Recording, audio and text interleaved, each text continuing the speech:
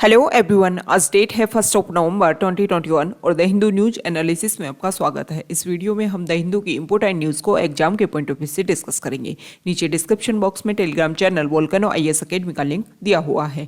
First important article the Hindu के front page से G20 meeting को लेकर के जो इटली में प्रेजेंट टाइम में ऑर्गेनाइज हुई, जिसमें हमारे प्राइम मिनिस्टर नरेंद्र मोदी जी ने भी पार्टिसिपेट किया। यहाँ पर ये जो पिक्चर है इसमें आपको दिख रहा होगा कि सारे के सारे जो हेड हैं अदर कंट्रीज के, जो G20 ग्रुप के मेंबर्स हैं, वो एक ट्रेवी फाउंटेन है रोम में, वहाँ पर सिक्के उछाल रहे हैं। यहाँ पर ऐसी मान्यता है, ऐसी ट्रेडिशन है कि अगर ऐसा किया जाता है तो वापस जल्द ही आप रोम लौट करके आते हो। तो इसी को फॉलो किया जा रहा है सभी मेंबर्स के द्वारा।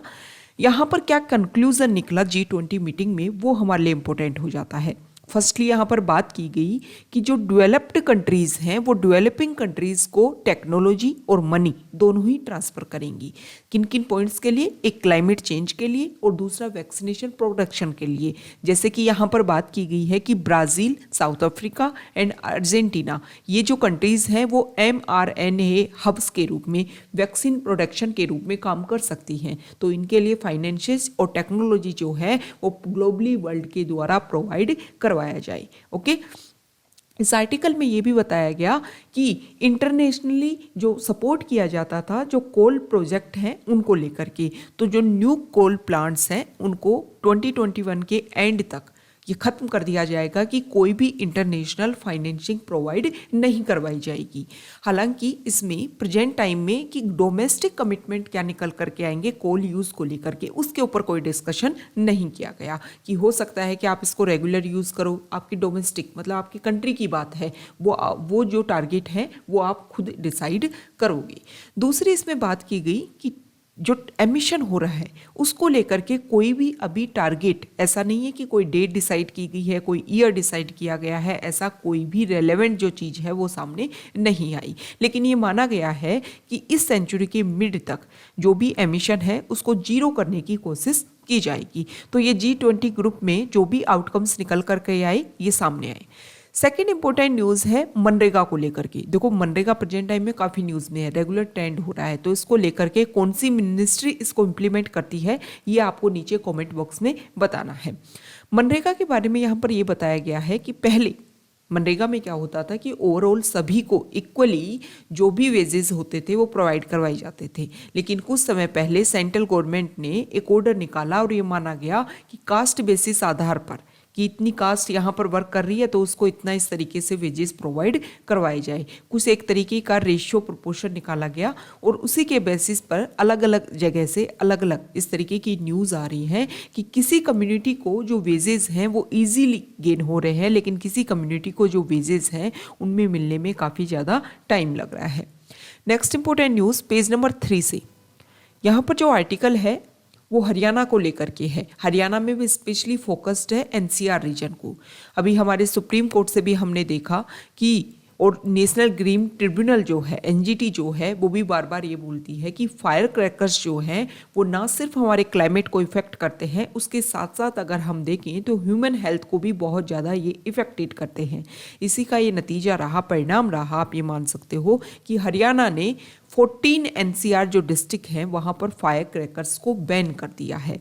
इससे पहले जो गुरुग्राम डिस्ट्रिक्ट एडमिनिस्ट्रेशन है उन्होंने अलाउ किया था कि 2 आवर तक आप फायर क्रैकर्स का यूज़ कर सकते हो दीपावली वाले दिन, सिर्फ 2 आवर्स तक।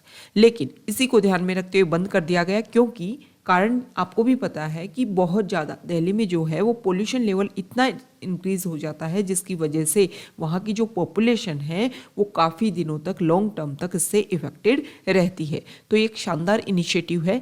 यहाँ पर सिर्फ NCR रीजन को ध्यान में रखते हुए ये बैन लगाया है, ये अलग बात है, लेकिन हर रीजन में इसको लेकर के एक इम्प्लीमेंटेशन होना चाहिए कि सिर्फ कुछ समय तक वो भी आप ग्रीन क्रैकर्स यूज़ कर सकते हो।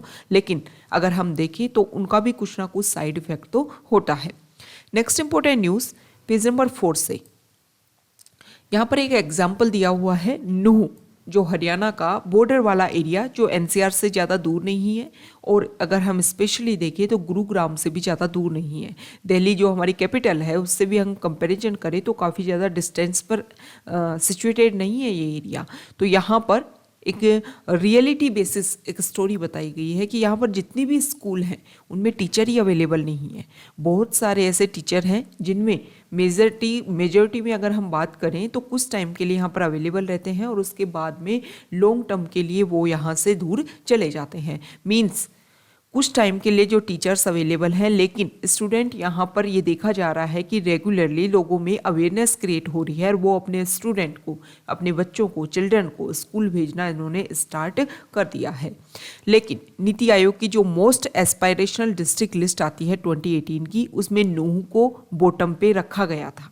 लेकिन अगर प्रेजेंट टाइम में अगर हम देखें तो इसकी जो रैंक है वो थोड़ी सी इंक्रीज हुई है, मतलब यहाँ पर जो इवेल्युएशन मेथड है वो थोड़ा सा इंक्रीज हुआ है। देखो, अब ये जो एस्पायरेशनल स्कीम है ये हमारे लिए इम्पोर्टेंट हो जाती है। 2018 में जनवरी में इसको लॉन्च किया गया था और इसमें ये देखा गया था कि हमारे पूरे कंट्री के ऐसे डिस्ट्रिक्ट जहाँ पर अभी भी जो ग्रोथ एंड डेवलपमेंट है वो काफ़ी कम है। अब इसमें किस बेसिस के आधार पर कुछ पॉइंट्स रखे गए जिनसे ये माना गया कि इन पॉइंट्स के आधार पर ये कोशिश की जाएगी कि कौन सा डिस्ट्रिक्ट सही तरीके से वर्क कर रहा है और कौन सा डिस्ट्रिक्ट जो है वहाँ पर अभी भी इंफ्रास्ट्रक्चर डेवलपमेंट ग्रोथ इनकी कमी है।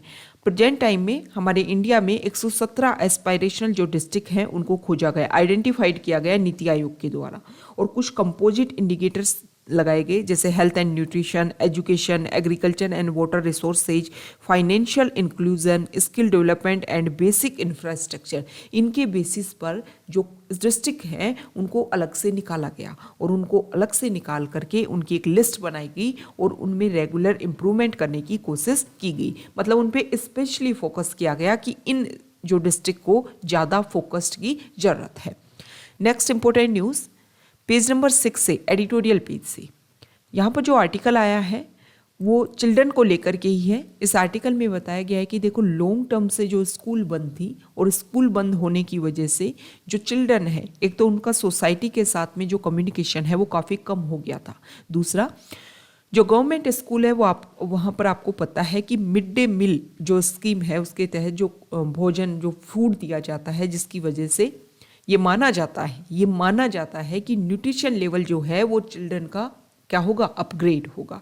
ओके, तो इस आर्टिकल में यही बताया गया कि दोबारा से जब स्कूल खुली हैं तो एक मतलब होप जो है वो दोबारा से जागी है कि जो हमारे चिल्ड्रन जिनमें न्यूट्रिशन लेवल कम देखा जा रहा है वो दोबारा से इंक्रीज़ होगा, उनकी ग्रोथ एंड डेवलपमेंट अच्छे से होगी। जिस एज में लाइफ की, जिस एज में आपको न्यूट्रिशन चाहिए, उस एज में अगर आपको न्यूट्रिशन नहीं मिल रहा है तो वो चीज़ें जो हैं वो आपको लॉन्ग टर्म में इफेक्ट करती हैं। और ये जो चिल्ड्रन है वो आने वाले टाइम में हमारी कंट्री का यूथ है। अब जब कंट्री का यूथ इफेक्टेड होगा, आज अगर इनको टाइम पर प्रॉपर तरीके से इनको न्यूट्रिशन अवेलेबल नहीं करवाया गया तो आने वाले टाइम में इसका इफेक्ट देखने को मिलेगा।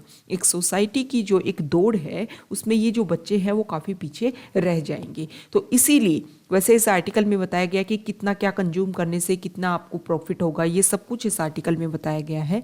लेकिन लास्ट में अगर हम देखें तो जो मिड डे मील स्कीम है उसमें जो चेंजेस किए गए उसके बारे में बताया गया कि प्रधानमंत्री पोषण शक्ति निर्माण योजना, पीएम पोषण, मतलब मिड डे मील प्रोग्राम जो है उसको न्यू अवतार के रूप में लॉन्च किया गया है। इसमें जो बाल वाटिका है, प्री प्राइमरी लेवल्स के जो स्टूडेंट्स हैं उनको भी इसमें इंक्लूड किया गया है और उनके ऊपर भी फोकस किया जाएगा। पहले भी मैंने बोला है कि जिस एज में आपको जितना न्यूट्रिशन चाहिए अगर वो नहीं मिलता है तो वो बाद में जाकर के आपकी बॉडी के ऊपर इफेक्ट दिखाता है। आपका जो माइंड है उसका डेवलपमेंट उस तरीके से नहीं हो पाता।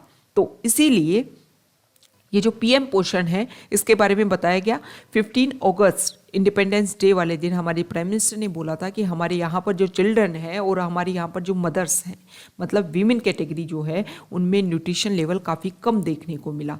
बहुत सारे बच्चे ऐसे हैं, बहुत सारी महिलाएं ऐसी हैं जिनमें एनीमेटिक है, मतलब उनमें ब्लड की कमी है, हीमोग्लोबिन की कमी है और बहुत सारे ऐसे इश्यूज हैं। इसी को लेकर के इस पीएम पोषण स्कीम को नए अवतार के रूप में लॉन्च किया गया। इसमें यह भी फिक्स किया गया है कि जो छोटे बच्चे हैं उनमें 450 किलो कैलोरी एनर्जी उनको प्रोवाइड करवाई जाए per day and 12 gram protein primary के लिए और 700 kilo calorie and 20 gram protein जो है वो अपर प्राइमरी चिल्ड्रन को डाइवर्सिटी के थ्रू उनको प्रोवाइड करवाई जाए। उनको हर तरीके से फ्रेश फ्रूट्स जो भी अवेलेबल होने चाहिए वो सब कुछ उनको प्रोवाइड करवाई जाए। ओके, तो ये हमने जो एडिटोरियल है उसको डिस्कस किया। नेक्स्ट इंपॉर्टेंट न्यूज़ है, यहाँ पर डाटा आए हैं एक्सीडेंट को लेकर के। इस आर्टिकल में ये बताया गया है कि कोविड जब आया उस समय हमारे यहाँ पर लॉकडाउन लगा और लॉकडाउन लगने के दौरान जो रोड एक्सीडेंट है उनमें काफ़ी ज़्यादा डिक्रीज हुआ। उसका मेन रीज़न आपको भी पता है कि लोगों ने घर से बाहर नहीं निकले। लेकिन इसमें आर्टिकल में ये भी बोला गया है कि अदर एरिया में आप कंपैरिजन नहीं कर सकते कि यहाँ पर डिक्रीज हुआ तो अदर एरिया में भी डिक्रीज हुआ। अलग अलग एरिया में अलग अलग तरीके के डाटा है। लेकिन ओवरऑल अगर हम देखें तो लास्ट 45 ईयर्स में पहली बार ऐसा देखने को मिला है कि जो रोड एक्सीडेंट हैं उनमें comparison to last year decrease हुआ है। इसका मेन रीजन सभी को पता है। यहाँ पर 2020 जो ईयर है उसका कंपैरिजन उसका बताया गया है कंप्लीटली ग्राफ। तो यहाँ पर देखिए जो अप्रैल मई वाला टाइम था वहाँ पर सबसे कम डिक्रीज हुआ, लेकिन जैसे ही धीरे धीरे सब कुछ ओपन होने लगा दोबारा से जो रोड एक्सीडेंट है वो बहुत ज़्यादा इंक्रीज हो गए। Okay, next important news page number 8 से।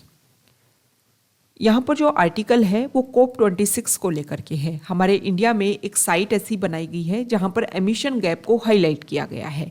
उसमें ये बताया गया है कि जो न्यू दिल्ली है वो क्लाइमेट जस्टिस की डिमांड करती है। मतलब सीधी सी बात वही है कि डेवलप्ड कंट्रीज और डेवलपिंग कंट्रीज के बीच में जो गैप है एमिशन का गैप, उसको फिल करने के लिए जो डेवलप्ड कंट्रीज हैं वो ज़्यादा फोकस करें, इस तरीके से अपने टारगेट्स बनाएं कि डेवलपिंग कंट्रीज अपना ग्रोथ भी कर सके और जो एमिशन है उसको भी हम क्या कर सकें, कम कर सकें। मतलब इस तरीके की टेक्नोलॉजी एंड फंड ट्रांसफ़र की जाए जिसका यूज़ किया जाए डेवलपिंग कंट्रीज़ के द्वारा।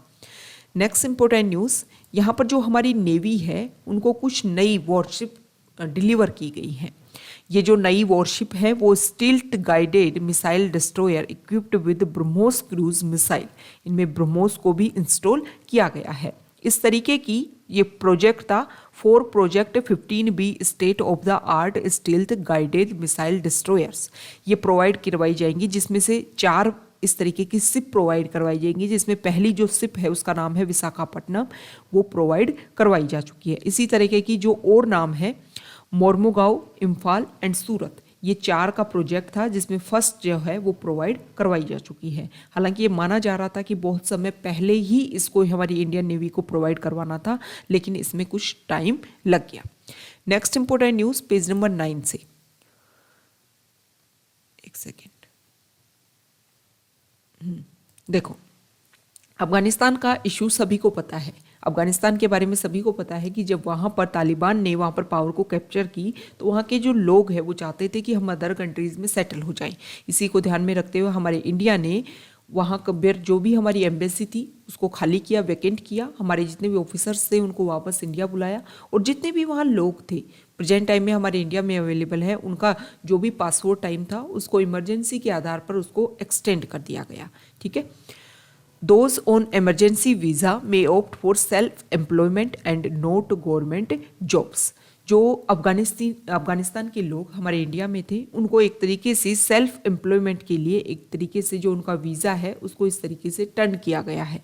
मतलब जो लोग यहाँ पर रह रहे हैं इंडिया में वो अपनी लाइवलीहुड्स को किस तरीके से मेंटेन करेंगे, इसके लिए गवर्नमेंट चाहती है कि वो कोई ना कोई अपना वर्क करे। ठीक है, सेल्फ एम्प्लॉयमेंट की अपॉर्चुनिटी जो है वो उनको प्रोवाइड करवाने की कोशिश की जा रही है। Next important news page number 10 से। यहाँ पर जो फर्स्ट आर्टिकल है वो बूस्टर डोज को लेकर के है। जो डॉक्टर्स हैं उन्होंने बोला है कि जब ज़्यादातर जो लोग हैं उनको बूस्टर डोज की ज़रूरत नहीं है। ऐसा नहीं है कि सभी को बूस्टर डोज आपको पता होगा कि 2 वैक्सीनेशन की डोज जिन्होंने ले ली और लगता है कि लंबे टाइम के बाद में उनमें जो भी इम्यूनिटी पावर्स है वो कम होती जा रही है, तो उनको बूस्टर डोज दी जा सकती है ताकि उनके अंदर जो भी एक तरीके से इम्यूनिटी पावर डेवलप हुई है वो रेगुलर मेंटेन रह सके। नेक्स्ट इंपॉर्टेंट न्यूज़ यहाँ देखिए, ये जो आर्टिकल है वो डॉल्फिन को लेकर के है, इंडस डॉल्फिन को लेकर के। तो यहाँ पर जो पंजाब स्टेट है वो पूरी कोशिश कर रहा है कि जो इंडस डॉल्फिन है उनको रेगुलर मेंटेन किया जा सके, मतलब उनको सेव किया जा सके।